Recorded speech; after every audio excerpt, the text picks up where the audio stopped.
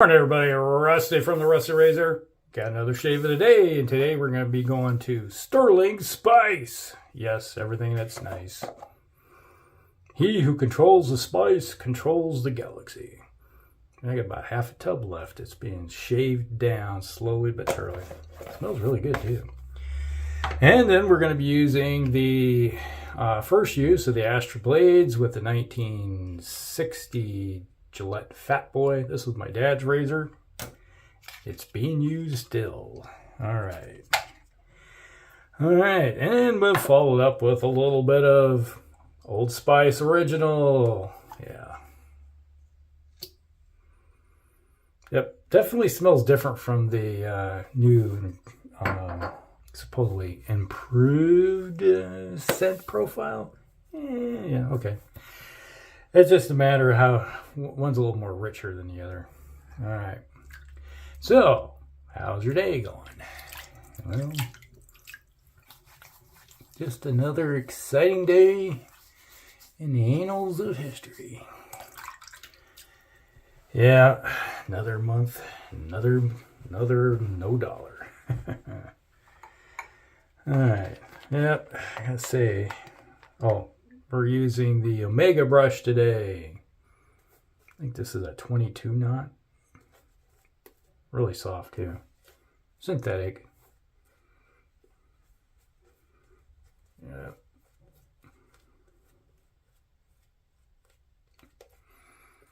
That smells like Old Spice. Shavy soap. It would be nice if Procter & Gamble would bring it back in the puck form again. Yeah, they won't. Don't even know that classic shavers are still around. If they do, they not gonna acknowledge it. All right.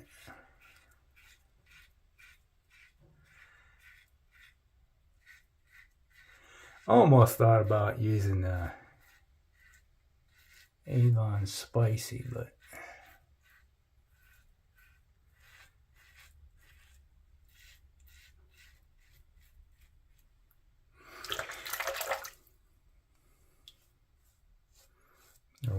it's like I already got soap all over my hands. Yeah, it's like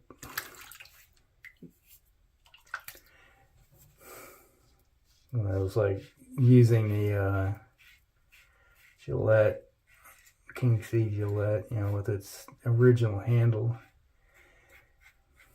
I always get soap on my hands, and next thing you know, that handle's like right out of my fingers. I've dropped it several times in the sink. I've caught it a lot of times, but you'd be holding it, like where I'm holding it, it's like, there it goes. Like, I tend to just let the razor just float in my hand. It's just without applying pressure, just let the razor do the work. Let it glide over.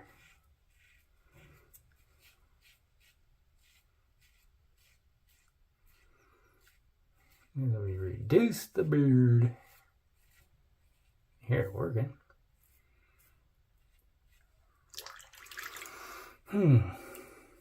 Well, not much excitement going on, other than the weather at this time of year is the yo-yo weather.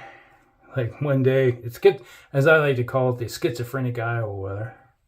One day it's 2 below, next day it could be 50 degrees. I'm not kidding either. Keep opening that up. And then it'll drop back down to, let's say 30 again. But get it to where typically into March toward starting in April, depending on how the weather patterns are, but we get thunderstorms, we'll start rolling in and warms up. Some years it will be 70, 80 degrees in March, and you're like, oh my God, I got to turn on the air conditioning already? No way. Other years it's like, well, we still got snow on the ground. Winter's still here. Oh, it's April. Oh, still snow on the ground. Or, yep, you're thinking about air conditioning. My wife's like, it's too hot. We can't be thinking about turning the air on already. I'm like, I don't know. But that also signals if it's that warm, you can ride your motorcycle without worrying. Yeah, the big thing is this time of year is like you're looking forward to the first couple of major thunderstorms, because what it does is all the roads are covered in sand and gravel. You know, it's like we live in the winter Rust Belt area, sand and salt all over the road for traction. So you look forward to that first major couple thunderstorms that wash all that off the roads, because nothing worse than going around a corner and hitting sand spot and go, whoa, hello, bottom's going out. Most times, I say 90% of the time you're good. Every once in a while you're like, thud, crap. So if you really wait until the first bit of crap is off the road, washed off, you're good.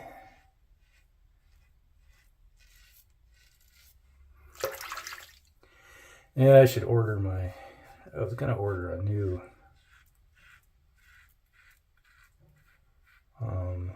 windscreen for my bike. So need to put that order in. Get that on there.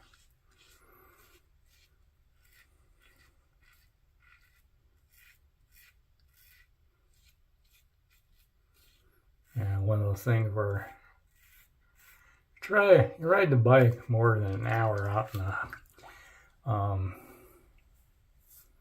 open road, doing 60, 70, 80 mile an hour, depending on the road where you're at. If you're going down the interstate, a lot of times you're driving 75 and then you're being passed like crazy, so you kind of just go with the flow. But having that wind pound you right in your face tires your ass out. And I plan on doing a lot more long road trips this year.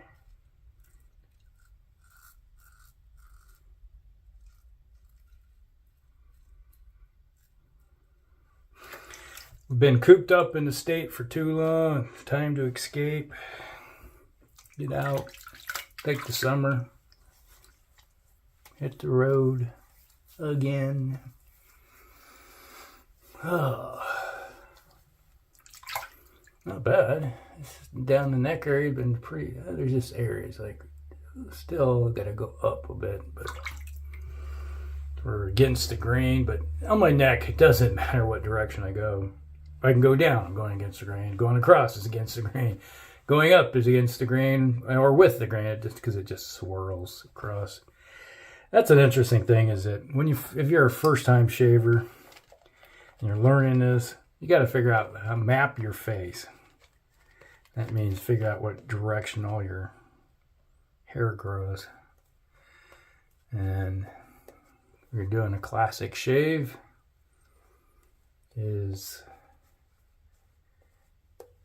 figure out what direction everything goes.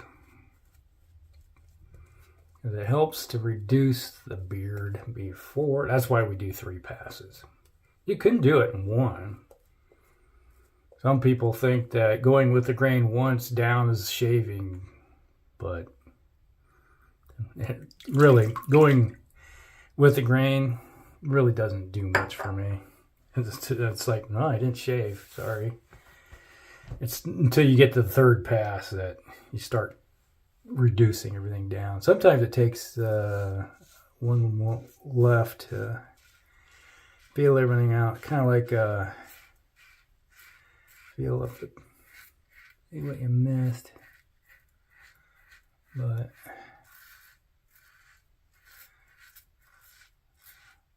plans for the year is probably go to Canada. I want to go. Really, there's a section of the United States I've never been to, and that's the Northeast, which is, Vermont, New Hampshire, Maine, Massachusetts, Connecticut, Rhode Island, those states. I've never been to any of those. Been to all the other ones like Pennsylvania, New York, and Maryland, but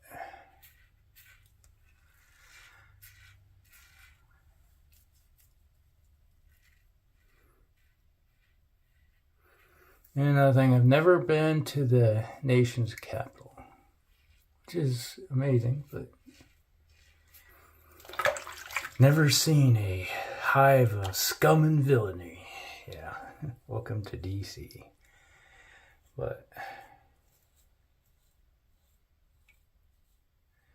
it's like my daughter was out there last summer, and she's like, well, we went to go see all the museums and, like the natural history and all the aerospace, and it was all closed. Still closed. I'm like, what? I mean, it's like, due to COVID, everything's still closed. I'm like, oh my God.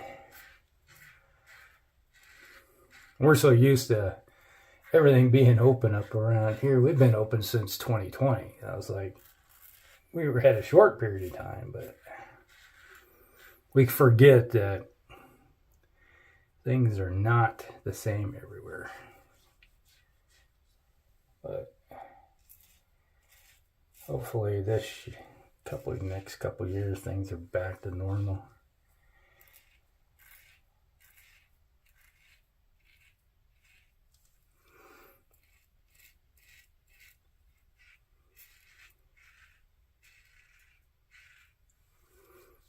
And there's still a desire to get a new motorcycle. It's still there, still looking. Did notice that used ones are starting to show up on the market. It's like that time of year when the new models start hitting the showrooms. People are trading them in dealerships. Let's just say you see a motorcycle that's used for $12,000, just for example. They probably gave him about 6 or 7 trade-in on that. So that tells you how much markup there is. Go in and be willing to bargain. Even if they knock $2,000-3,000 off, they're still making money. Not as much as they like, but let me tell you, they like stuff going out the door. Take them from somebody that used to work.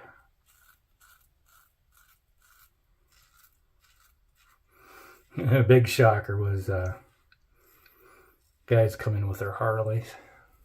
I want to trade my Harley for this Nomad. Okay, not a problem. We can do that. And you come back, we'll give you $5,000 for your bike. And they go, what? I paid $20,000 for that. That's your problem, not ours. It's like, just because you paid that much doesn't make it worth that much. But it's a Harley Davidson. Okay. Let's go all these accessories. Accessories mean nothing when it comes to trading in a bike. Now, selling it on the other hand, that matters. But when they trade it in, it means nothing. They just go, man, I'm going to go just sell it on and then come back. You do that. Sometimes they sell it. And then a lot of times they go right down to the barn, which is the name of our Harley barn. And they'll go get himself another Harley. Big bagger or something. That's what they wanted in the first place, but they didn't want to spend $30,000-40,000 for a big bagger.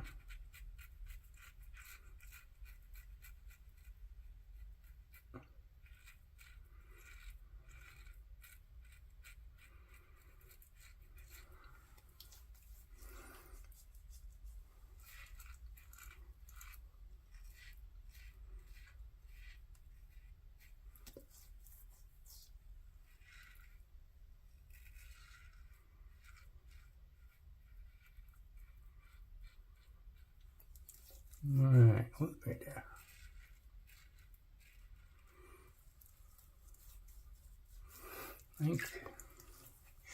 Give it a little feel. It's like, it's amazing. You go over your face how many times you always miss a spot.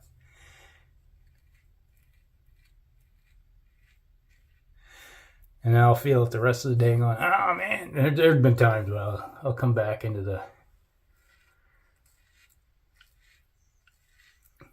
back in here and go, hit that one miss spot. Because it'll drive me nuts all day. Alright, that's it. We be done.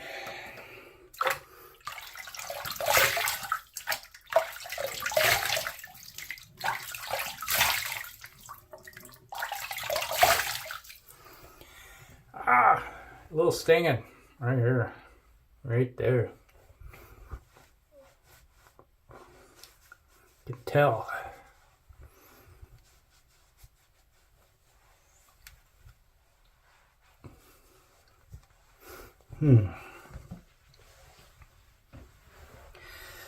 Alrighty, Old Spice.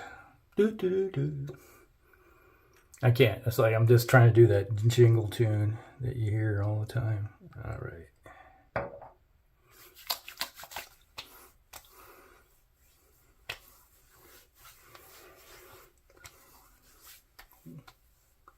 Dinging right here, here, and here.